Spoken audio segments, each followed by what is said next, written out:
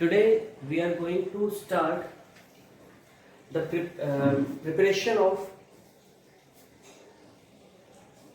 profit and loss, the profit and loss appropriation account.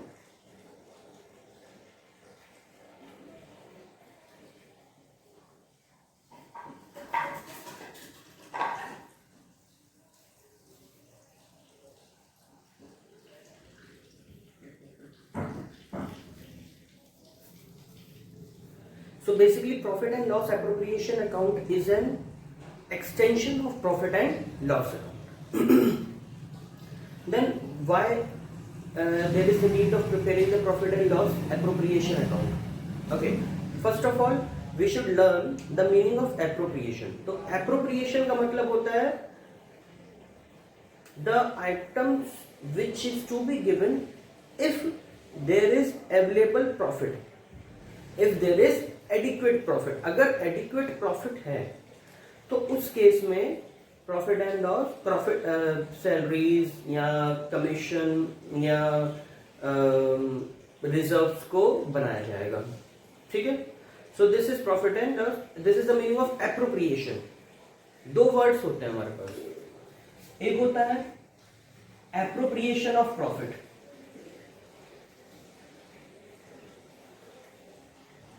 Appropriation of profit का मतलब क्या है?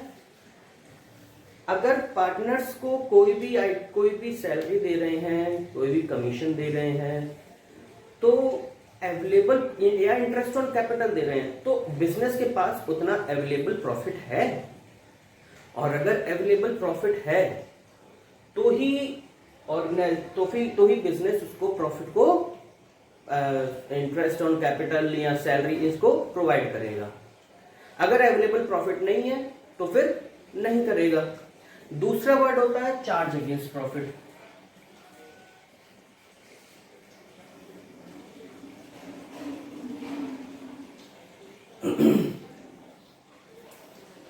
चार्ज अगेंस्ट प्रॉफिट का मतलब होता है कि बिजनेस के पास अवेलेबल प्रॉफिट है या नहीं है उससे फर्क नहीं पड़ता.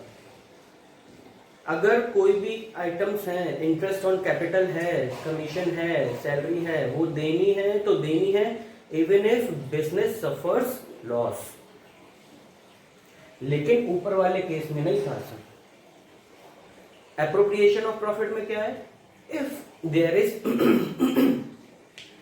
There is available profit in the business then only the items will be given to the partners. अगर अवेलेबल प्रॉफिट नहीं है तो बिजनेस के पार्टनर्स को सिर्फ उतना ही मिलेगा जितना प्रॉफिट बिजनेस के पास है.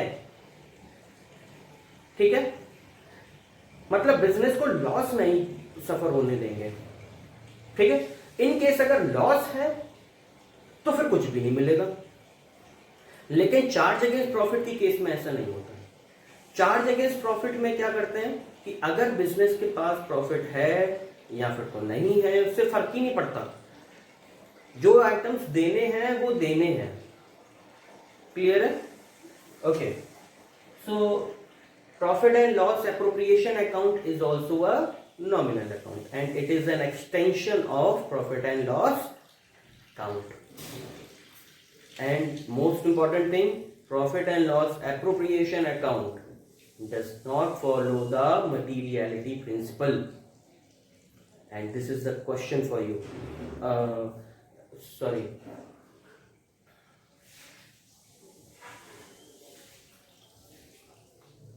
Matching principle. गलत बताइए. Matching principle. Profit and loss appropriation account does not follow the matching principle. Why?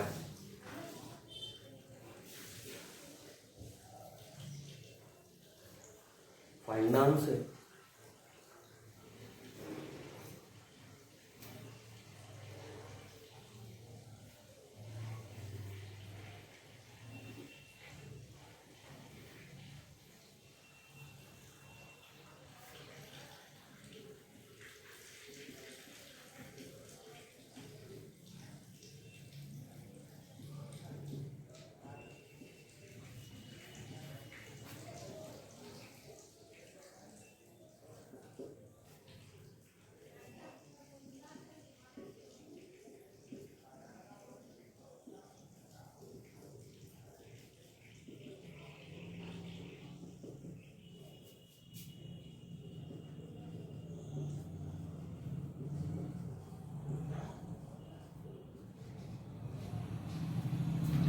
This is the format of profit and loss appropriation account. तो हम लोग यहां पर क्या क्या लिखते हैं, अगर बिजनेस ने प्रॉफिट किया है तो हम लोग लिखेंगे बाय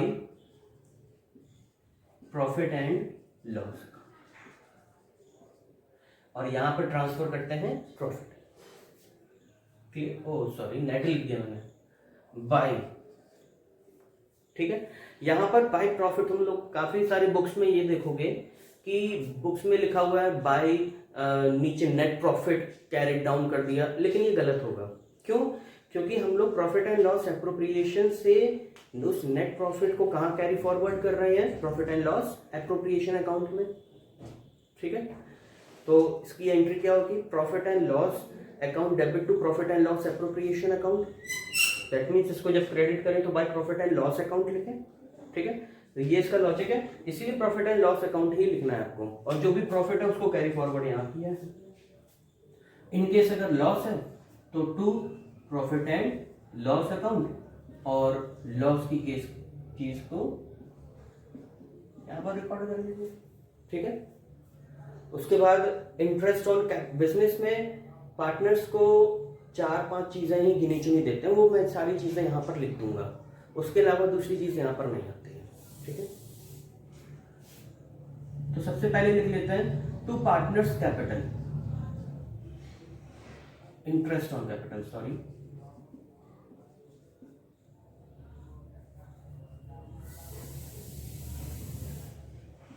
और इन केस बिजनेस में 2 पार्टनर्स हैं तो ए का बी का, और इन दोनों का टोटल आउटर कॉलम है।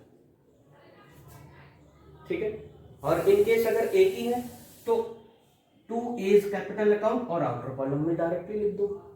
ठीक है, टू सैलरी या कमीशन, सैलरी या कमीशन दे रहे हैं पार्टनर को, और टोटल आउटर कॉलम में। ओके, और रिजर्व्स बनाते हैं।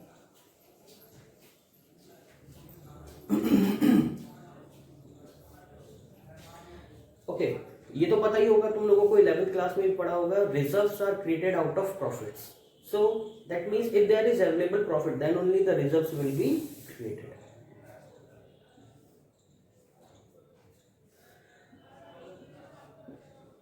और यहां पर लिखते हैं बाई इंटरेस्ट ऑन ड्राइंग्स, और जो पार्टनर्स ने जो भी ड्राइंग्स की हैं उस पे जो भी इंटरेस्ट एप्लीकेबल है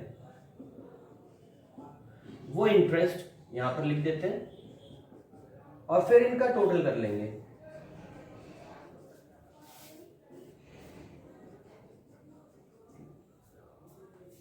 और इनका टोटल करने के बाद जो भी, अगर डेबिट साइड बड़ी है since it is nominal account, अगर डेबिट साइड बड़ी है then it will be a loss, तो लिखेंगे।